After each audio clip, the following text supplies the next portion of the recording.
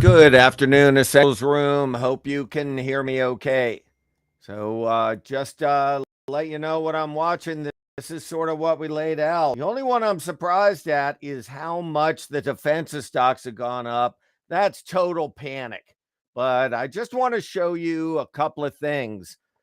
Number one, this is something that was courtesy of somebody in the Chart Patterns Mastery Room. And that's where the limit downs are. So a lot of times you got to get the limit downs before the market, believe it or not, can go up. I know that sounds all screwy, but we'll see. But I wanted to show you all the just objectives. So we've talked about these before. So let's go into it and I'll show you what we're talking about in here. Now, the thing is, like I said, this is a pretty crazy market. And a lot of times you got to see that limit down. Yeah, maybe we won't see it. But there's I want to see the VIX over 30. So we're getting there. We're not there yet. So that's one thing. But I wanted to show you objectives because we've talked about these a lot. So let me get to them and show you what we're talking about. So number one, and these were all on the videos I've been showing. You got to watch out. And when I'm triple broadcasting, sometimes these things get screwy and sort of mess up. But let's try anyway.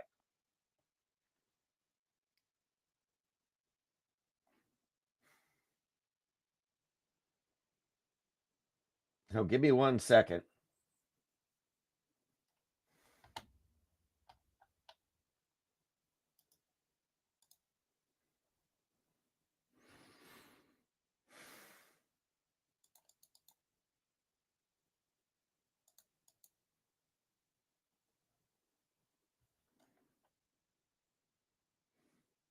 Unfortunately, it seems like, well, we'll see.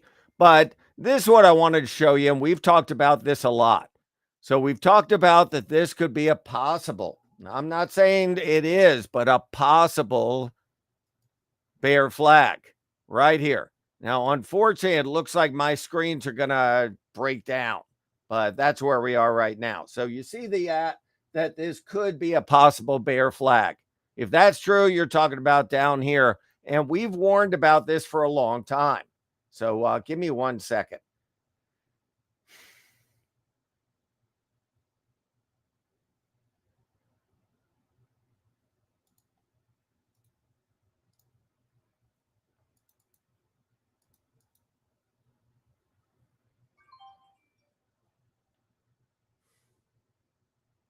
Yeah, my screens are going to mess up. So let me exit this. So give me 1 second.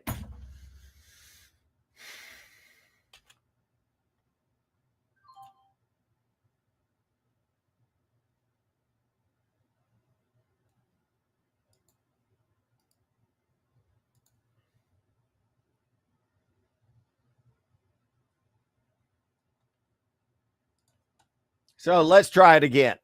So I'm hoping you can hear me okay. So what are we watching in here? What we're watching in here at the moment is definitely that you have the panic. Now, a lot of times you got to go, I'm sorry, but you got to go and be down limit. And we're not that far from down limit. So I just want to make that clear in here. The other thing is the things that usually make the markets go like bounce aren't bouncing. They're bouncing a little, and that's great. So we're going to try to see if that holds. Ultimately, I'm not saying right now, but ultimately we could go down to that 200 moving average like I've been warning you on all the videos. Ultimately, that doesn't mean this second. So that's number one. By the way, chart patterns mastery, I tried to buy more options in Generac and didn't get them. So just let you know. So what else are we watching in here? Well, I still think it's sort of panic when you talk about the Coca-Colas of the world. So it just seems ridiculous. But that's my opinion. But what I'm seeing in here eventually is the Russell is at the 200. As you see, that purple line. And that's like, you know, That's like this going down to 4,800. Now, the thing is, though, is this will start rolling, or is still going to go up. So I wouldn't be surprised to see this area, but I'm not saying this second. I'm just talking about eventually, and you don't have it yet. So that's number one. So you don't have that in there yet. So in there yet where, well, let's just put it this way. Go to the Russell again, and you see the Russell is all the way back to here. That's in November of 23. Holy crap. Right there, November of 23. So where's the ES in relation to that?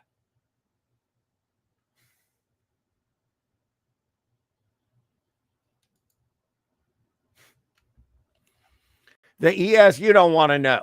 That's like down to here. I'm not saying it's going to there, right here. So that's in there. I'm not saying it's going to there. But if you did listen to some of the video stuff that I have, I wanted to show you that that's possible.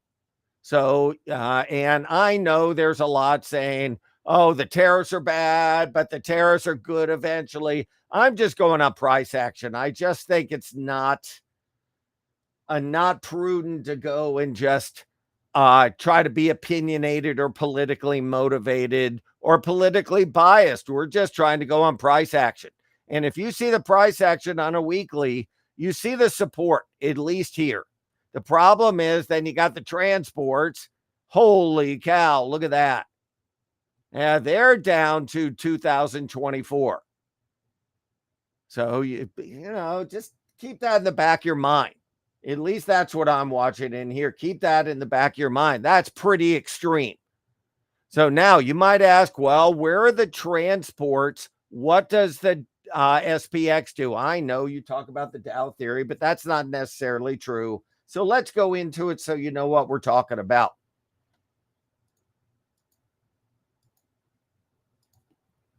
So we're going to go into and show you the sort of this Dow theory. So the Dow theory is the ES should follow the transports, or if the Dow goes to a new high or the SPX does, then this should as well.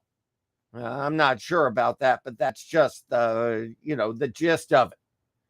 So let's just go and back test it. I go more on the moving average.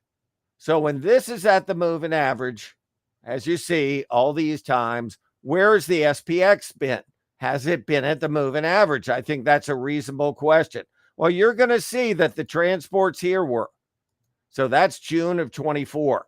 So was the S&P? No. And why wasn't it? Why wasn't it here? Why wasn't it down here? Because the S&P has a lot more buybacks than the transports. That's the way I look at it. Lots more buybacks than the transports. So that's one thing.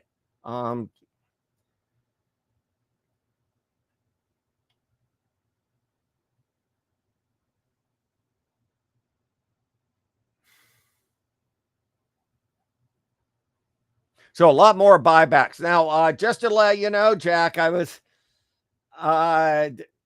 we'll see when it comes to Coca-Cola, but I can tell you that the put premium is in the sky. So the stock's a point higher, and the puts for next week, the way out of the money are actually up. It's fascinating. So fascinating. But I wanted to get back to it. I want to show you something, and this was in our video last night, and I want to show you this. So let's go and show you. I think it's, like I said, I think it's pretty cool. But give me 1 second. We bought some puts earlier in Coca-Cola, and then we scalped them. Yeah, they're juicing the puts in Coca-Cola. Holy crap. But getting back to it in here. So where do I think the markets are going? Well, I want to show you a cycle analysis because I showed this earlier and it sort of worked. So we're going to go into the SPX. So the thing is that a lot of times markets hold up better than, let's say, the Russell. And that's because the SPX has a lot of buyback stocks. We went over this yesterday. The difference, though, this time is that you're in the buyback blackout. So this can follow this a lot more until the buybacks are over, till the buybacks commence. Usually 5 weeks prior to earnings, companies don't buy back stock. That does not mean that the markets have to go down. What that means in here is bad news is more likely to tank the markets because you don't have the buybacks to prop it up. I mean, that's what it means to me. So where do we go when you look at this now? Well, number one, if you're going to intraday trade, you better find an inverse head and shoulders. You see it? So you don't buy on the way down, you buy when it crosses. I know that wasn't easy, but it worked, as you see. So that's good for about 20 points. So in there. But what else are we doing? Well, I want to show you this cycle analysis because it seemed like it was a big hit. I'm going to remove all the studies. So we're going to go to a cycle analysis. And I'm not like Mr. Cycles, don't get me wrong. But when you go into this, you're going to see that a lot of the lows for the markets coincide to when buyback blackouts stop. So if Apple has buyback blackout from May, let's say May 1st, take back 5 weeks. It's voluntary, but most companies do it. So let's just say May 1st. So take back 35 days. So you're getting into the end of March. Yeah, and it got nailed. So JP Morgan has earnings April 11th. Buyback blackout was almost the beginning of March and the stocks acted like dirt. So what's happening is you have a window where on April 11th, some stocks start to buy back stock again. And then you got the window to May 1st, where then Apple can buy it back. So I usually just split the difference. And say that the preponderance of them can start buying back stock prior to that. So that's one way I do it. Now, the other thing you're going to want to know in here is what's the cycles look like. And I want to show you because I think it's pretty cool. And like I said, it was a pretty big hit. So all we're doing in here is we're taking when the preponderance buy back stock. That's why a lot of times you see markets go up the beginning of November. Yeah, that's when they all start buying back stock. So you can take a cycle from there and just take the cycles when they buy it back. So you got November 1st, then take 3 more months, November to December to January to February. So you're talking about right here. So you got the November. So forget about the December. I'm talking about this one, the big one. So you got here. So you got April. Yeah, middle of, I did this wrong. So, well, the preponderance here. So we were widening it out actually. So let me show you. So we were doing this. We were taking the cycle analysis from there, and then we were taking it.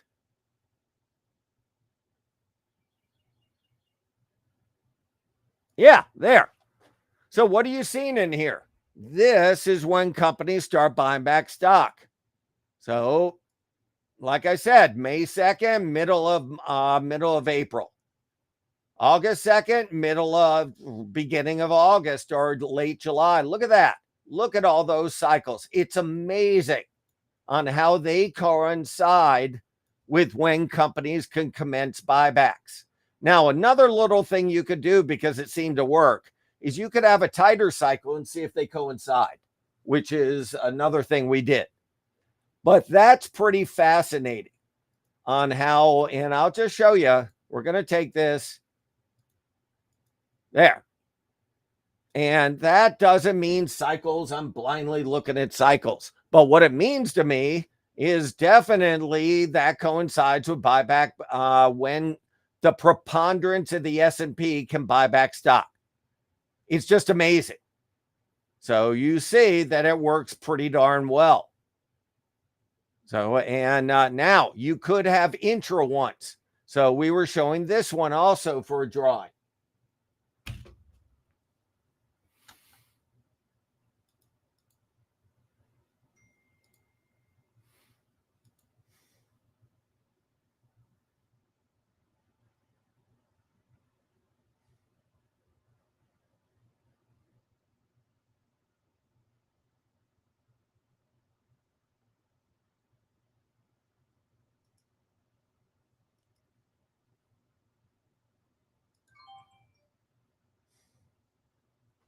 So we were showing this. We were taking a cycle within a cycle.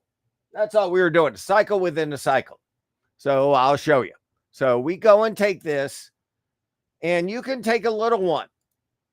And I was taking like this, like a 2 humps, and then seeing where that coincides. So you could take that and make that blue. Like I said, this doesn't mean you have to go up or down, but it's an interesting perspective. There. Interesting perspective to watch that. I just think it's fascinating. So as you see in there. So let me share this with you. And like I said, why am I showing that now? Because when is the preponderance of the buyback blackouts end, where companies can start supporting the markets? Well, May. Now, or let's say middle of April. You can see I can't move it over, but it's in here, which would be the middle of April. It's fascinating. So just want to let you know that. So I think that's very interesting. So let me share this with you. I can't share it in the YouTube live, but I think this is pretty cool.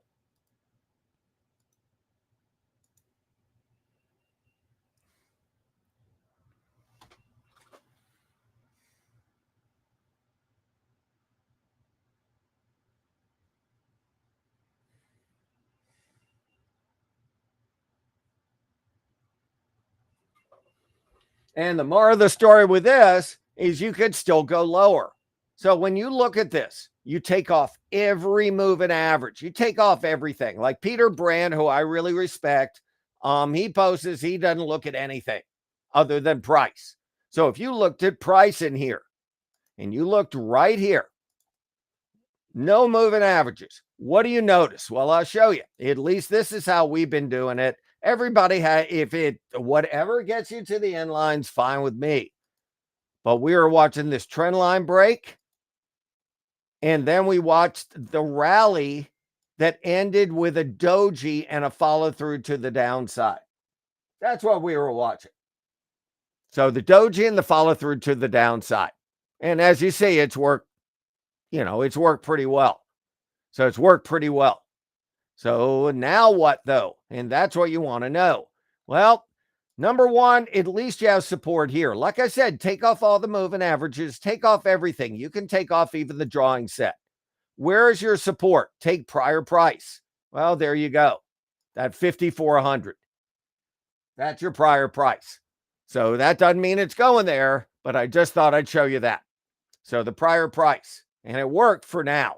All right, how about the NDX? Just price.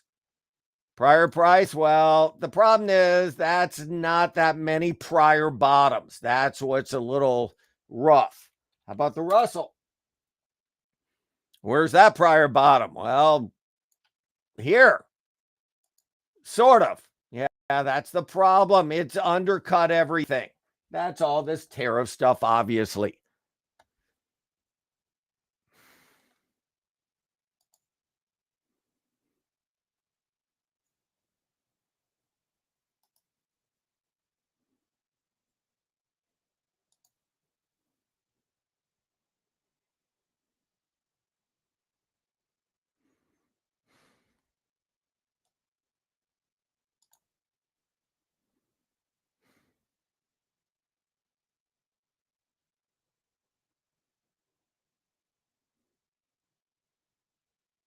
So that's what I'm watching right now. Definitely watching this support, and I'm not sure that's the best support in the world. But this is the entire last year. Now, like I said, though, this doesn't have as many buybacks. But with lack of buybacks,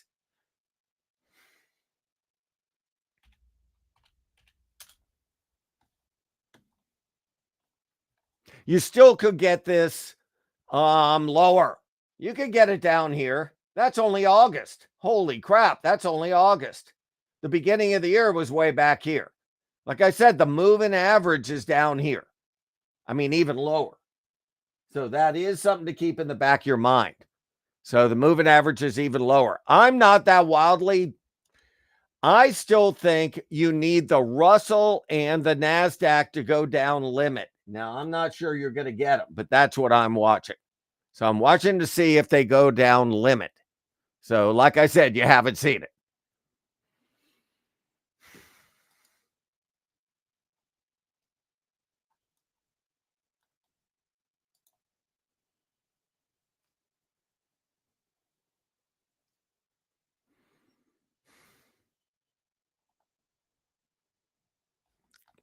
And that's what I'm watching. So definitely watching that. So down limit, I posted it up there for you already. That's when it's down like 7% overnight. So on the way down intraday, I think it's 7%. And like I said, it's posted in the chat. It's in the chat.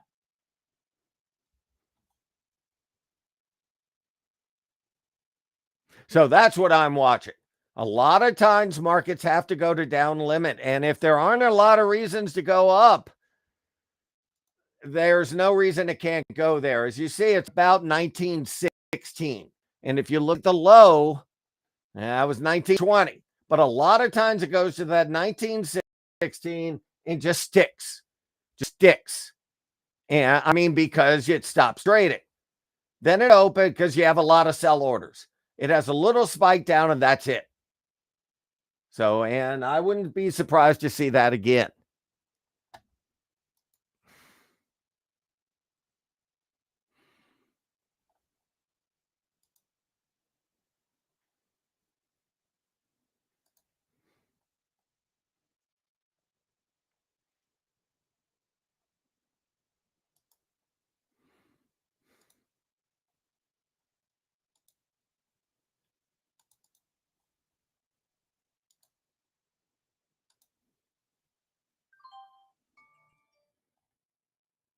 So I wouldn't be surprised to see that again. So that's one thing. Definitely look at that. And I am not, and like I said, yesterday was because the Russell was going up. And that's why I did it. I did the easy trade. So yesterday we sold a put credits money because the thing that made the markets go down was going up. Like right now, if you wanted to try to scalp the S&P puts because they're in the sky, totally understand that. But I also understand that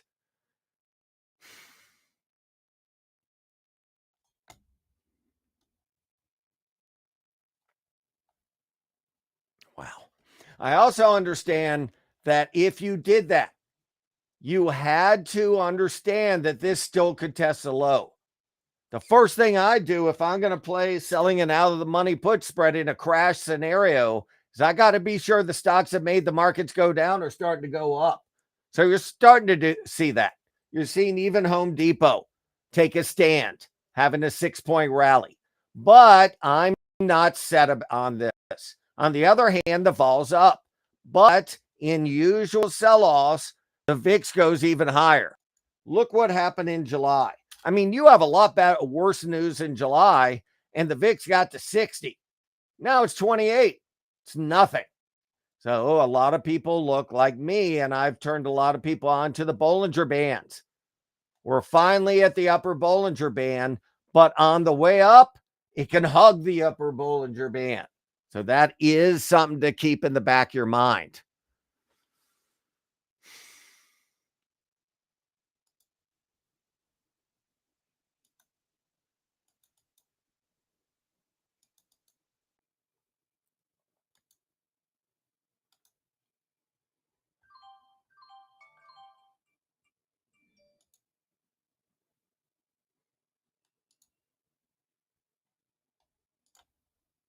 Now, I'm trying to do a lot of trades here, so if I'm quiet for a second, I apologize.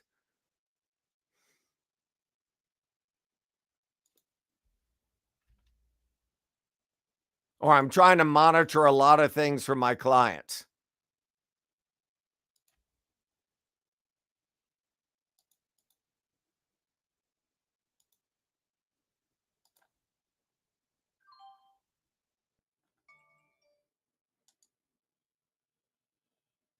So that's what I'm doing right now. Now, what else am I doing? Well, you can watch that Bollinger Band, but like I said, be careful when it rides it. And also in buyback blackout. Like you might ask, well, when's the usual top in the VIX? Does it coincide with when companies can start buying back stock? Sure does. Look at that. So it's the same as the SPX. So that's when companies can start putting a bid under the market. And guess what? That's why the VIX starts going down. So that's pretty cool. I think that's pretty cool.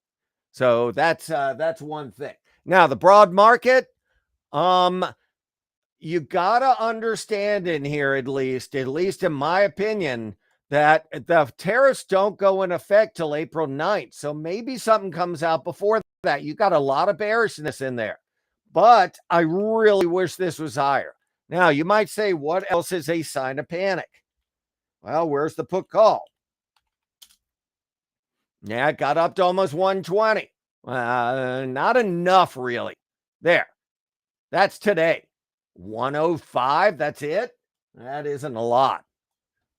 So give me 1 second. So Jack, I'm gonna let you know what I did. You know,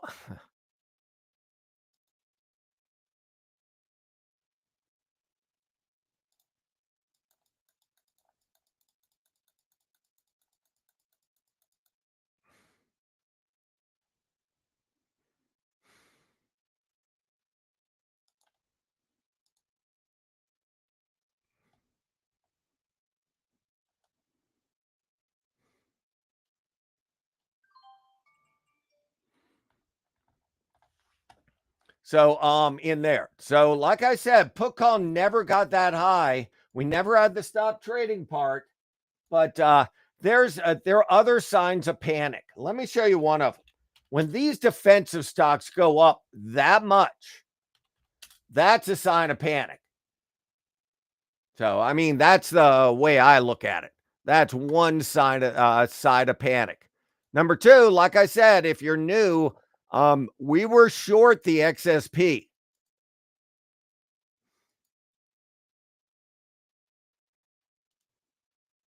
So that was a good one.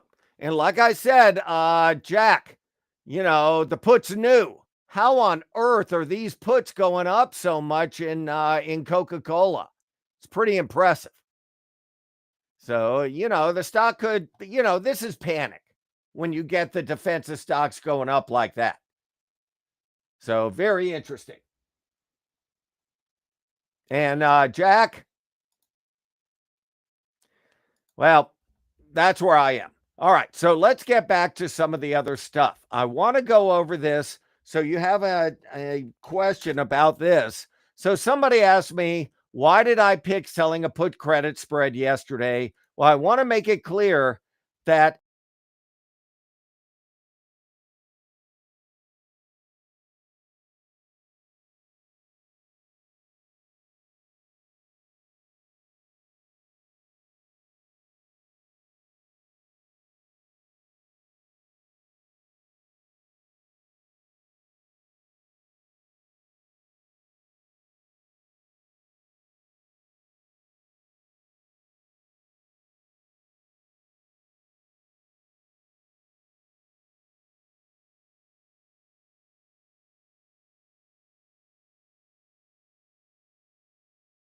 in the money debit put credit spread and the ES keeps going down, you're dead. But the out of the monies might still go your way. I'll show you a perfect example. So right now the ES has rallied like 30 points.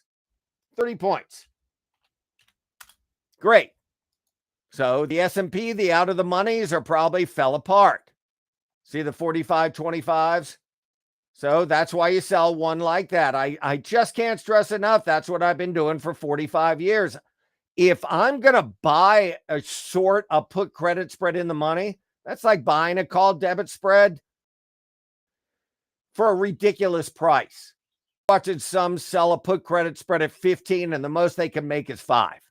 That seems ridiculous. And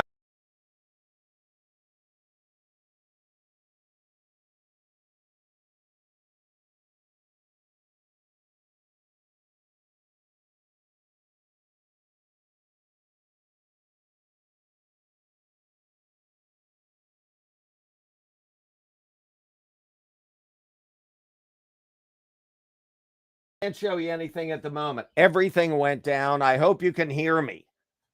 I don't even know if that's working. Yeah, it's just think or swim, of course.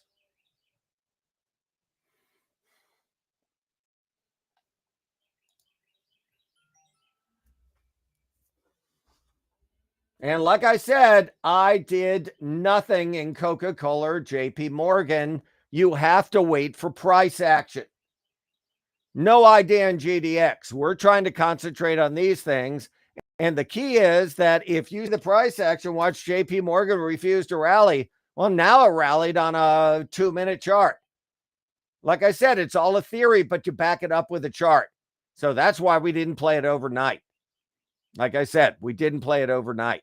Now, when you're talking about the puts again, let's see if we can get it to work.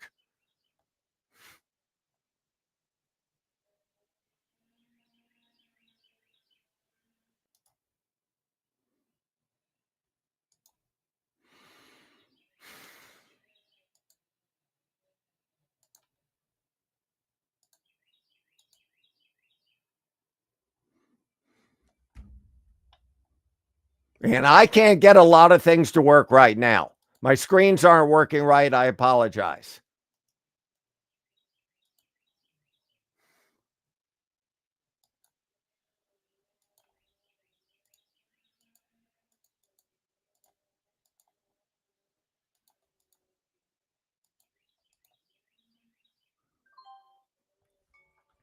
But what I'm doing in here is the higher JP Morgan goes, the more likely these Pepsis come back down to earth. So losing some effervescence, so to speak.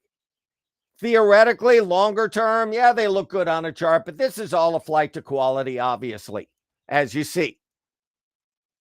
So that's what I'm watching. Now, when it comes to everything else, like I said, JP Morgan looked like, trading incomes could help, but it never looked good this morning. If the markets are going to go to my lower objective, then guess what? You're going to have to see this isn't going to go up. Same with Home Depot. Same with all those. I can have all the theories. It did hold support.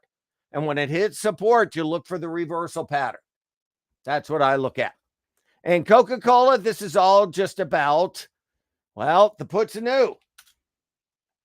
I mean, the puts in here, the 71s refused to go lower. On the other hand, when this sold off, the puts refused to go higher. Very interesting. So very, very, very interesting.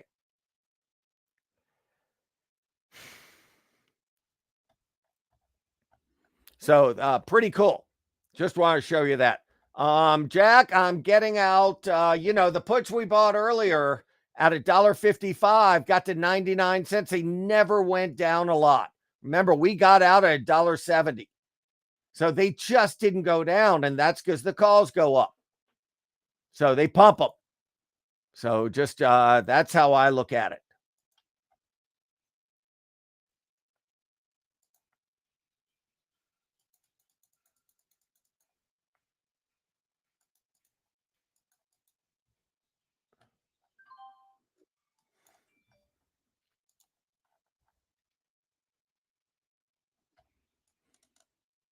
Oh, it looks like a screen share. Can you see it now? Like I said, we've had some internet problems. All right, let's do it again. And let's see if it works.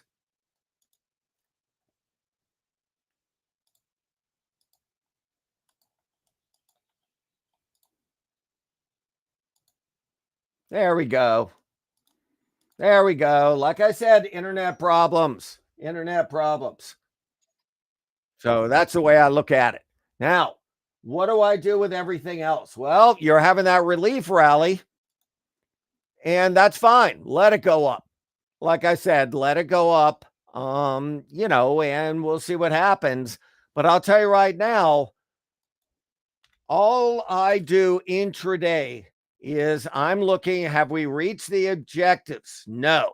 No, Mark, I think it's mine actually. And GRL, how did I help with telling you I wasn't going to be massively long? I hope I helped with that. I warned you, listen to our site. So just too many warning signs. So, just too many warning signs, especially with the Russell. And the other thing, the Russell's still down 112. So in there. But what else are we doing? Well, number one in here,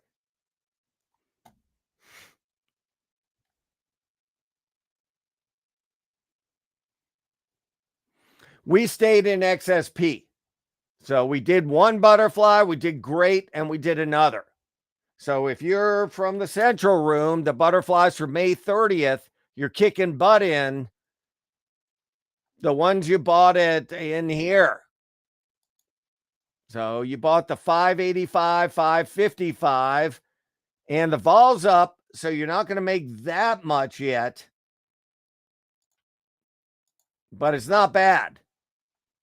We're not in this one. We're in a June. But this one's 8.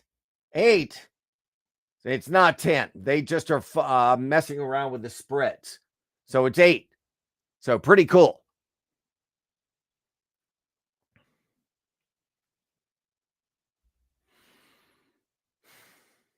But, you did that for I don't even remember what price. All I know is you're up in it, and it pays for a GNRC. So the next thing, though, is this. Definitely, I would take this chart and I would take these screens. So I would take this. So, and Jack, everybody, you see this, like I said, I couldn't show it because the SPX wasn't working right. If you sold a put spread right here, and you sold at 20 point in the money, yeah, you probably lost money because it stayed down. But if you did a way out of the money, yeah, you're doing the easy trade. That's how we trade on the floor. That's how Sosnoff with Tastyworks and Thinkorswim, he sold that. But that's how we traded. You're using time to your advantage. So like right here, that's rough. That's 25 points, but I'll show you an example of it. So let me get to it.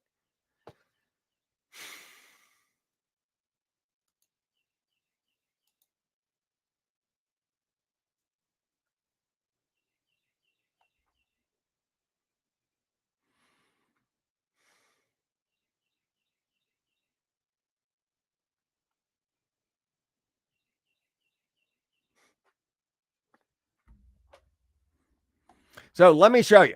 We're going to take the SPX and we're going to take the 50. You see the low. Let's take real wide, 53.50 puts. So here you go, 007. This is why you do the 50-50 puts. We're going to go and unlink this. I'm going to show you about premium decay. All right, here's a 1 minute chart. 53.50 puts. So where did they open? Well, the market got tanked on the opening. Right here, 5,500. Where were the 53.50 puts on the opening? They were 3. You see that? They were 3. So this went down 80 points and they went to 4. That's ridiculous. Do you see that? So on the opening, they were 3. They immediately went to 1.5. They went to 4. But then when the markets went to a new low, they stayed at 4. That's why you're selling out of the money one. If you did the 54.20, sure, right now in hindsight, it looks great. But if you did it back there, guess what? It opened on the low. Yeah, it went from 11 to 26. So when the other one didn't move, this one went up 80%. That's why I play out of the money, because you don't have to be that right. That's the point. You might be wrong and make money. So if you sold some kind of put spread in here, when this was here, in this rally, believe it or not, the puts are unchanged. While the ones I showed you are actually have lost 80% of their value. Look at that. So they open here. They're now 75 cents. So that's why I play out of the money stuff if I'm betting on direction. So if I'm seeing the Russell rally, sure, you could do something like that.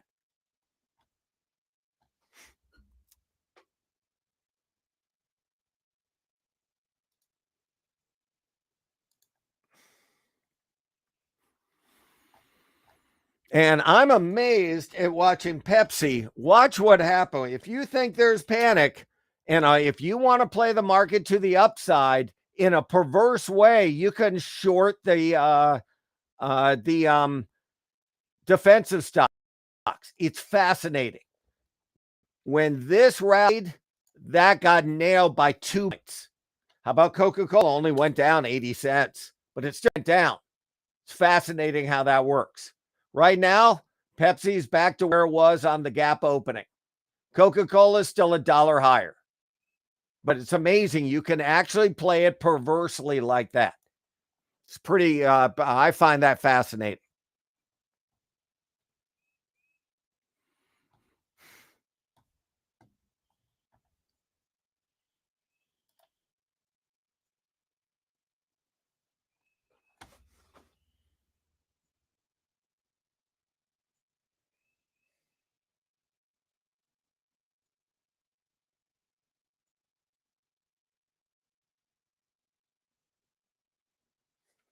So the other thing I'm doing in here, like I said, and I hope that answers what you wanted, 007.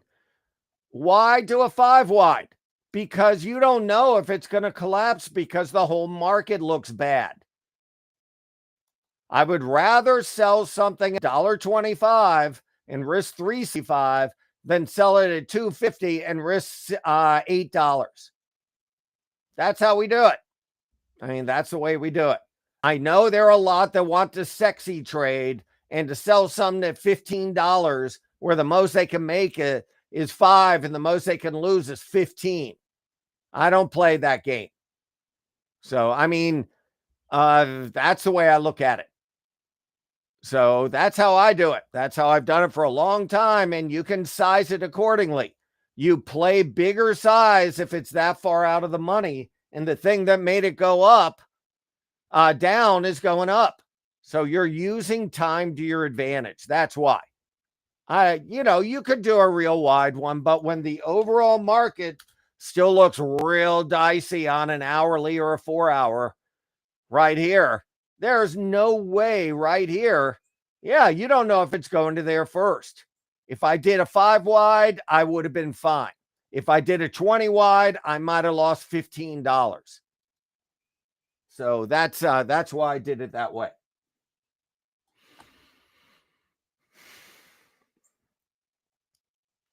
Now, what do I think now? I think you got the panic this time seemed to be reflected in the defensive stocks. That seemed really stupid for them to go up that much.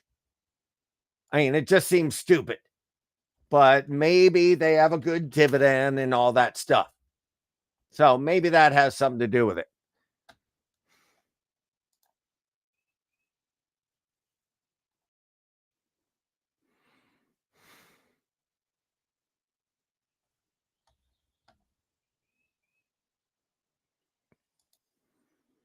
Well, if the thing that made the markets go up starts reversing, you get out.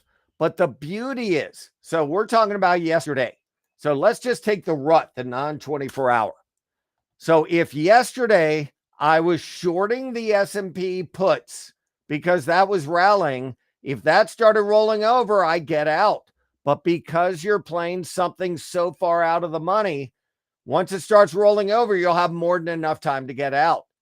If you're playing it deep in the money put, you don't have time to get out. Plus, the deep in the money have wider spreads, and you'll have a rotten stop thing.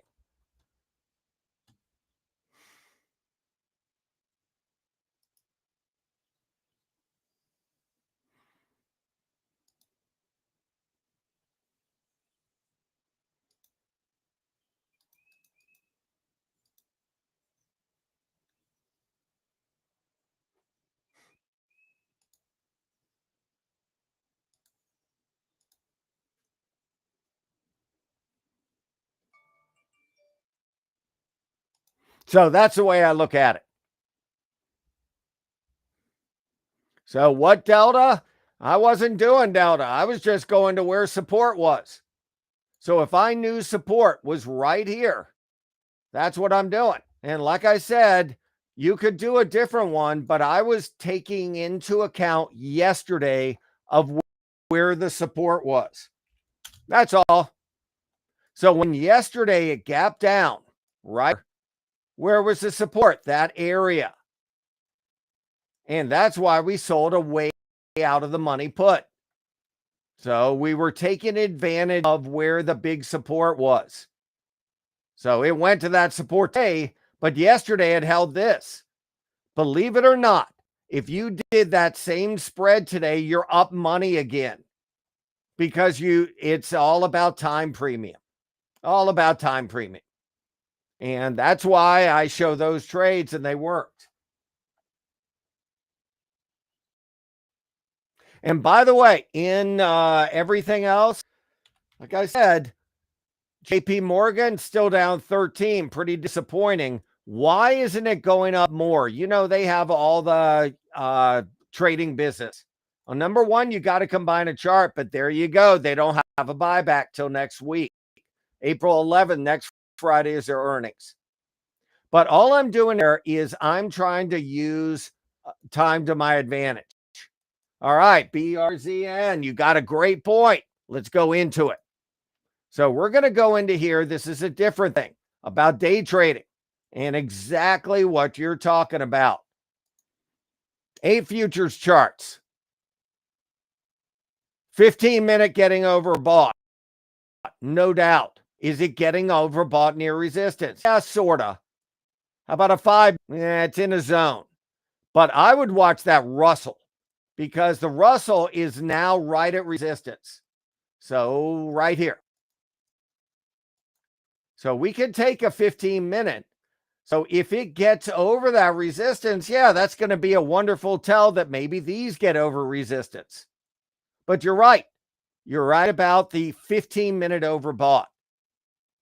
The hourly is a non-event. I mean, that's the way I look at it. Just a non-event right here.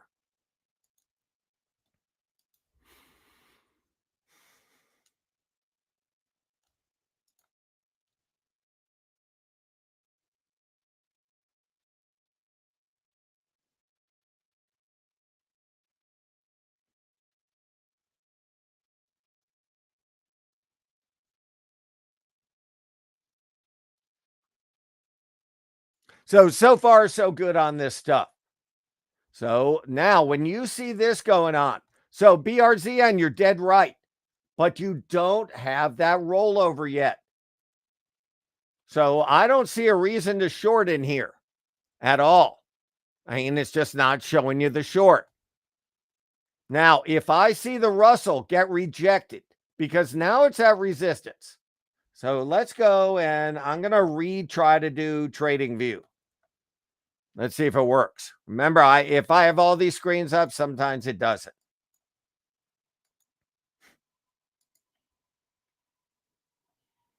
All right, so let's go into this. And we're going to go to the Russell again. So a lot of times when something gets, number one, Home Depot rallying 6 points. That's why we did something in GNRC that I posted. So you see the turn. You could just buy stock too. That's a quick point. But what I was going to show you in here is when the Russell's getting to resistance, because it's a great question on your part. Great question. And like I said, I'm going over it right now. So the Russell, 15-minute chart, getting overbought at resistance, big resistance. If you want to play the ES now, what you do is you got to key off the thing that made it bounce. So when I see a 15-minute overbought, I'm going to go to a short-term chart to see if it has a reversal pattern. If that starts to roll over, have resistance. It's a zone. It's not an exact price. Anybody that tells you on Twitter it's an exact price is full of it. So it's a zone. And that's fine. There are a lot on Simpler that show support zones and do a great job. But it's a zone. And that's what they do also. What I do is I take a zone and then look for the reversal candle. So if you see the Russell get rejected in here, it's more likely that the S is going to stop. So BRZN, it's a great question. Now, that's the next great question. What's the rollover look like? Well, let's go to it. Usually with a rollover, though, in this type of environment, I want to see a defined pattern. I'm not going to be mechanical. So we could put the ATR trailing stop. We could put, let's say, a 20. I use a simple. So as you see, it hasn't rolled over. And that's why I use a moving average intraday, because if it goes down or up too much, the average true range widens. So now it's too far from the ATR trailing stop. Usually what I've seen is that the rollover, you first get a little bit of a rollover and then like a defined pattern. Like this. Did it have a defined pattern up here? Well, not really. That's sort of funky. So this morning, it had some reversal candles, but you're right. You could go on the ATR trailing stop, no doubt. So now when it's this crazy, do you mess around with something else? And I'm going to show you a couple of things that are sort of cool. So number one, what time is it? Full time. You don't see that rollover. So if you're going to really ultra short-term trade, I would probably put a 9 in there also, just so you get the warning sign.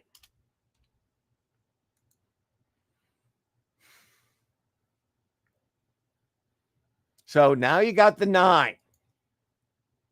So, and you don't see anything yet. I don't use well, I see what you're talking about. You don't have it yet, but as you see, it's not going up much. And chart patterns mastery, you know how I do those paper trading? I'm taking my profit in the ES. There. So this started at 100,000. It's at 11 million. So we've had, and I've showed, I wouldn't trade that big, but I've showed the direction. But this is what you're right to watch. Number one, I'd use a 1 minute. Number two, what's the warning sign? There isn't much yet. It's stopping. I mean, no doubt it's stopping.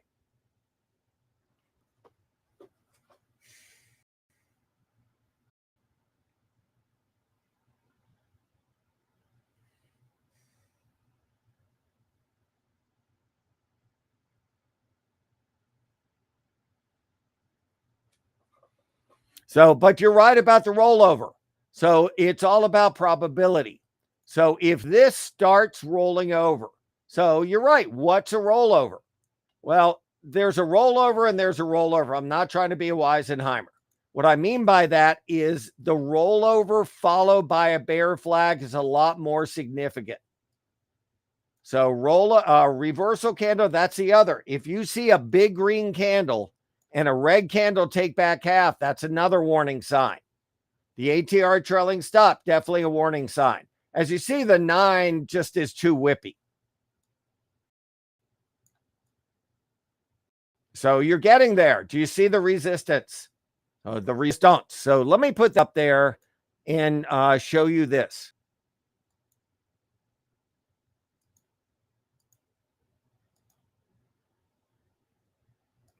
Like I said, all I'm doing is looking at that prior price zone. Now, if it blows through this, yeah, maybe Trump says something. Sure, the markets could go bonkers. No doubt.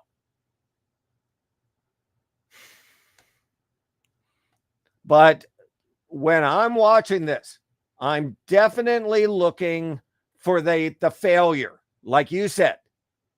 And if you see the failure, then it's more likely the ES fails. So, I mean, that's what I'm watching. So, yeah, let's put this up here just so you have it.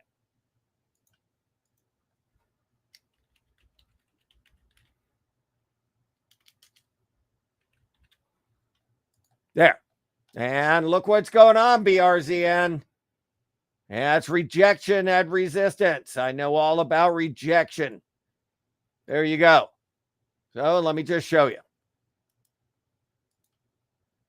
So it's all about probability. So what do I mean by that? When this hits resistance, the probability is the ES ain't going up. So because the thing that made the markets go down is the Russell, and it's still going down. How about the Dow Jones? That's on its lows. Holy cow. So I see no reason to go and sell a put spread now. Now, you might say, why don't you sell a call spread? Because you have to respect that maybe some news comes out. But look at that. That's an amazing thing, just like you just called out. So thank you for doing that. So how about you see the resistance? Just take prior the bear flag. Is it that good of a rollover? No. So, but at least you're looking at what I'm looking at. So far, so good.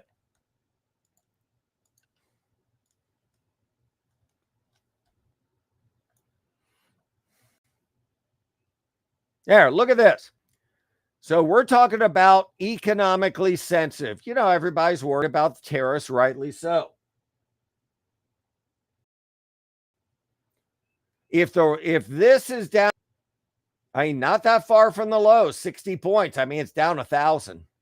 Then what makes you think you should buy the ES? So you're dead right. You're dead right to look at that, but I would start with the Russell. And if the Russell's rejected, it's more likely the ES is going to be rejected. So I think you saw that beautifully. So you're overbought using the MACD, and the Russell's getting rejected from overbought on a team. When we're trading intraday, we like using an hourly, a 15, a 5, and a 1. If I link these and you put the Russell, you'll see overbought, not here. Overbought, 15 is what we use a lot. And you see the resistance in this zone. So like I said, that doesn't mean the markets have to go down, but that's not where I want to buy. So that's, you know, and I hope that helps.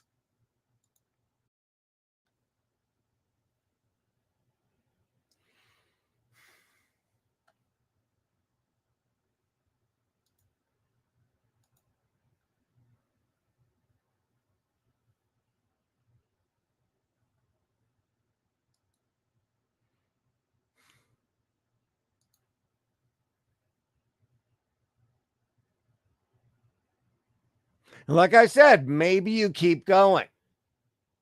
So I'm not going to go crazy on the downside whatsoever. I'm not going to go crazy on the upside. I'm not doing anything in here other than evaluating, because you're dead right. You're overbought on some time frames, not overbought on another. And the things that made the market go down are refusing to really have a reversal candle. Here's a good reversal candle for you, BRZN. The doji and the follow through. Doji and follow through. And then it got under the ATR trailing stop. Like I said, on our site, we sell on the way down, we buy on the way up, even though we're going to miss things. Right now, you don't have a big green candle or a red to take it back, and you have no indecision candle, which means I'm not touching it in here. Not yet. But I mean, good observation on your part, no doubt. So everybody take care.